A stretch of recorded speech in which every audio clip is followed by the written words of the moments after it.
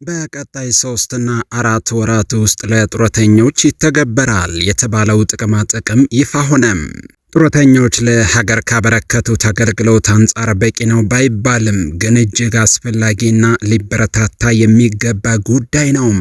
በዝርዝር እንመለከታለን። ቻናሉን ሰብስክራይብ በማድረግ ጡረተኞችን የተመለከቱ አዳዲስ ወቅታዊ መሰል መረጃዎችን በፍጥነት ማግኘት ትችላላችሁ። እስከ መጨረሻው አብራችሁን ቆዩም። ለጡረተኞች ወይም ለአረጋውያን የታቀደው ጤናማ የእርጅና ዘመናት ተገባበር በይፋ ተጀመረም።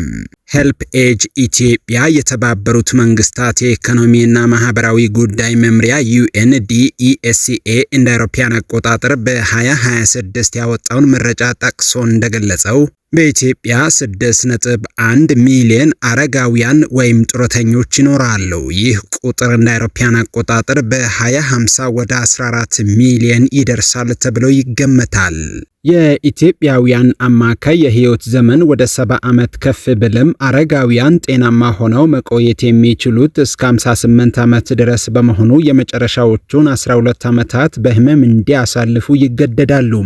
ከነዚህ መካከል ደግሞ 80 በመቶ የሚሆኑት አረጋውያን የሚኖሩት የጤና አገልግሎት ተደራሽነት እጅግ ዝቅተኛ በሆነባቸው የገጠር አካባቢዎች በመሆኑ አረጋውያንን ማዕከል ያደረገ አስቸኳይ የፖሊሲ ማሻሻያ እንደሚያስፈልግ መረጃው ያመለክታል ብለዋል። የሄልፕ ኤጅ ኢትዮጵያ ዋና ዳይሬክተር አቶ ቴድሮስ በላቸው እንደተናገሩት ሄልፕ ኤጅ የኢትዮጵያ አረጋውያን ክብራቸው፣ ደህንነታቸውና ጤንነታቸው ተጠብቆ እንዲኖሩ የትኩረት አቅጣጫዎችን አስቀምጦ እየሰራ ይገኛል ብለዋል። ከነዚህ አቅጣጫዎች አንዱ ጤናማ የዕድሜ ሂደት ሄልዚ ኤጂንግ እንዲኖር ማድረግ ነው ብለዋል። እንደ አቶ ቴድሮስ ገለጻ አረጋውያንን ማዕከል ያደረገ የጤና አገልግሎት በሁሉም አካባቢዎች መስፋፋት ይኖርበታል ብለዋል።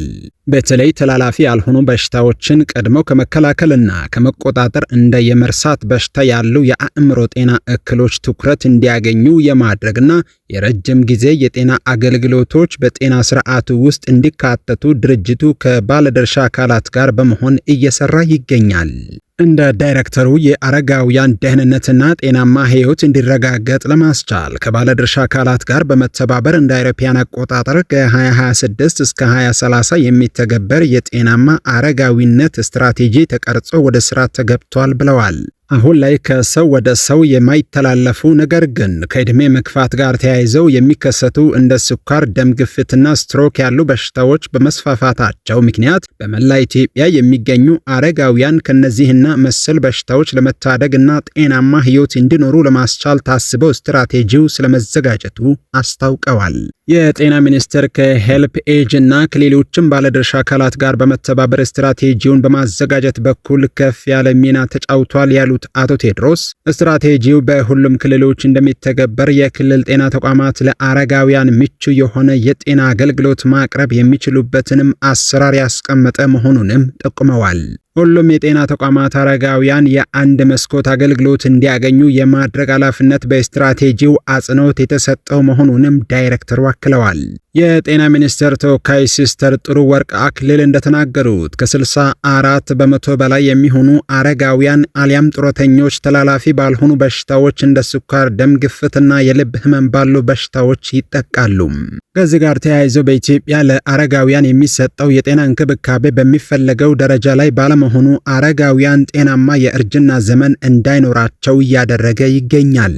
እንደ አውሮፓውያን አቆጣጠር ከ2026 እስከ 2030 የሚተገበረው ስትራቴጂ የአረጋውያን ሕክምናን በጤና ፕሮግራም ውስጥ የማካተት፣ የማህበረሰብ አቀፍ የጤና መድህን ለአረጋውያን ነፃ የማድረግ፣ ለአረጋውያን ተስማሚ የጤና ተቋማትን መፍጠር፣ የተቀናጀ ተላላፊ ያልሆኑ በሽታዎች ቁጥጥር ስርዓትን የማጠናከር፣ በቴክኖሎጂ የተደገፈ የጤና ክትትልና የባለሙያዎችን አቅም የመገንባት ስራን የሚያጠቃልል መሆኑንም ገልጸዋል።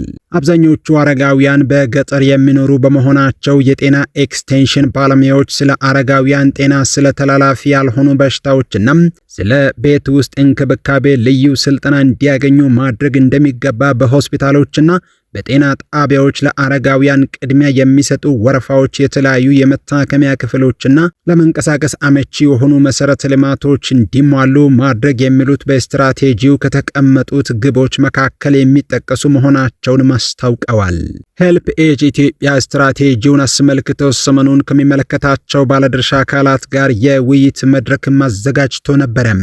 ክቡራትና ክቡራን ጡረተኞችን የተመለከቱ ወቅታዊ አዳዲስ መረጃዎችን በቀጣይነት ወደ እናንተ ስለምናደርስ ቻናሉን ሰብስክራይብ ብታደርጉ ቪዲዮ ስንለቅ በፍጥነት ይደርሷቸዋል።